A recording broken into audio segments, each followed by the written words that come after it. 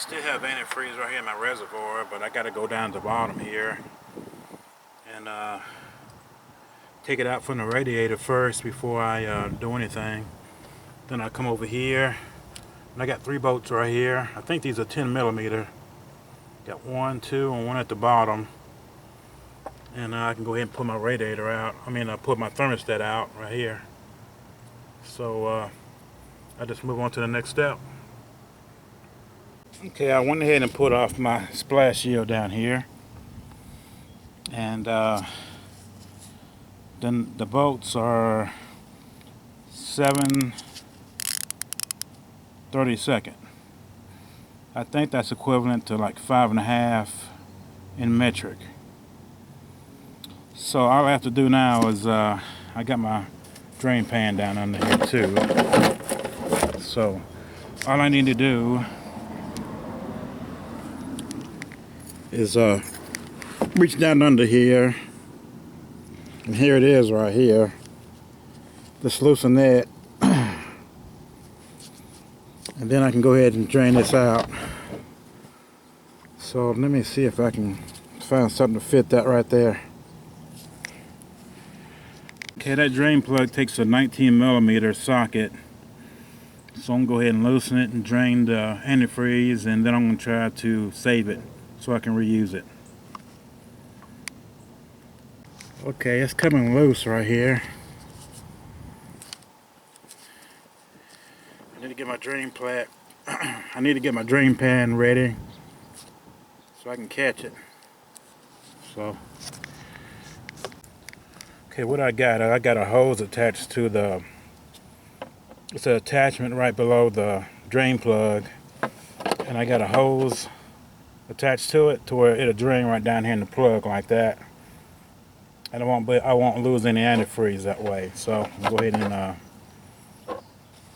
open it up and see what it's going to do. I think if I open up the top of this reservoir, I'll probably get a better drainage. Yeah, I can hear it now. It's coming on out.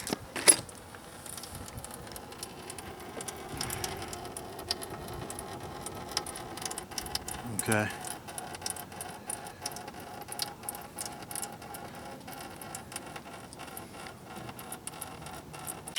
Okay, it's coming on out of there.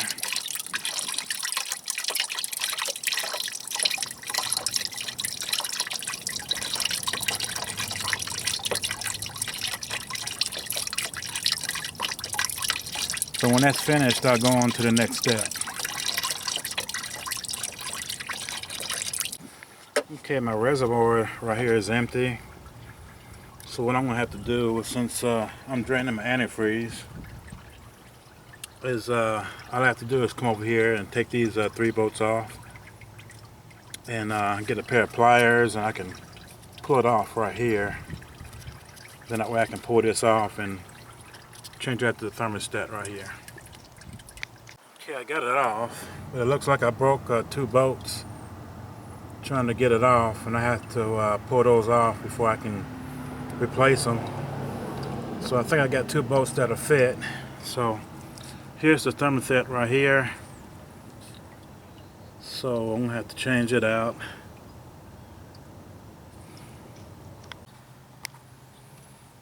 This is a thermostat that has 3 10 millimeter bolts right here. You got 2 at the top, 1 at the bottom. Okay, here's one of the original bolts right here. Okay, unfortunately I had 2 at the 1 at the top and 1 at the bottom that broke, so I have to go and get some new bolts. I got a couple of these right here and changed them out right here. So basically all you do is remove, well, before you remove it, you drain your antifreeze right here. You drain your system of all the antifreeze first. Then you remove your 3 10 millimeter bolts. Okay, and then you remove your thermostat right here. This is just one I picked up at the junkyard right here. and you change out your thermostat right here. Put in the recommended thermostat that came with the vehicle. Um, this is one I purchased. It's 192 degrees right here.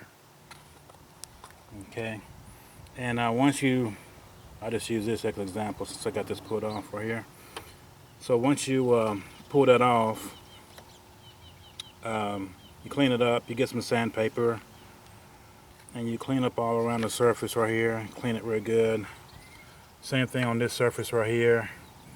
You just do the same thing. Get some antifreeze, some sandpaper, and clean the surface on real good. Clean it up where it's good and clean. Then you can use either a pepper gasket or a sealant. And here's some sealant that I used when I put it on. I prefer to use the sealant because I think it works a little better, it seals a little better. And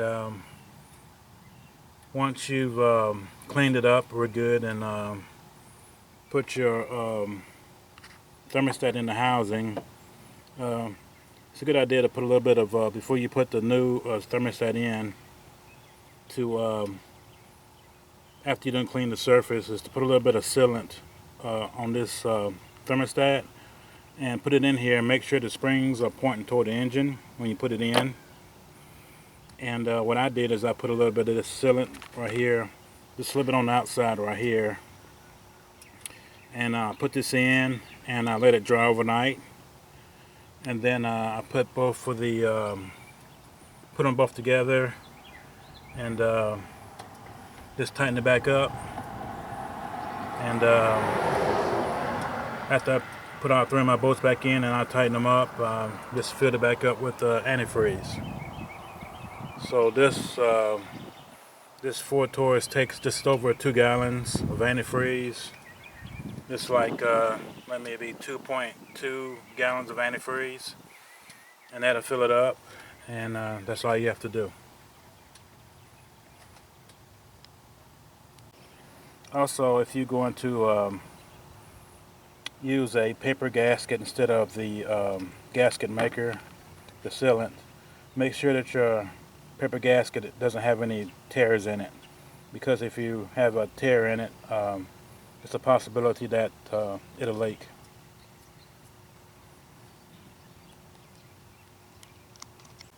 Okay, this is the old thermostat that came out my car. The original thermostat that came with the car is a 192. I don't know if you can see that or not. This is a 180. It wasn't the right kind that went in. It was making my my engine warm up kind of slow in the wintertime, but it seemed like it worked pretty good in the spring and the summer when it got hot. But I went ahead and changed it out. Right here, the spring side goes toward the engine, and this goes toward the inside the housing hose part right here. I had it in my engine for 5 years and decided to go ahead and change it out, put the right one in there. Okay, I want to go over this briefly. This is a thermostat for the Ford Taurus, the 2000 through 2007 model. It might be the same for a Mercury Sable. I think the model years are 2000 through 2005. But anyway, I want to go over this. Before you put this thermostat in the housing right here, there's a shallow area in here the way it's made. Make sure that you get like a wire brush or a razor or some sandpaper to clean all this dirt off right here, and make sure it's clean before you put it in there. And what I do is I get a little bit of sealant and put it on the inside, and I seat it. What I mean by seat it is when you put the thermostat in here, you turn it, and the seated area, it'll just fall in that area. So like a hollow area, it'll fall flat up against here, and just fall flat up against the side right here, just like it's flat right here. You put it in that area, hold it like that. I let it dry overnight myself. Also make sure that I get like a wire brush or something like that, making sure this is clean before I put the hose back on it right here in the clamp. But as long as it is seated, that's the way it's supposed to be. It's flat, it won't leak. That's all you have to do. And make sure that the spring is faced out or toward the engine block before you mount it, and put the 3 screws in, the 3 10mm bolts, and turn it down.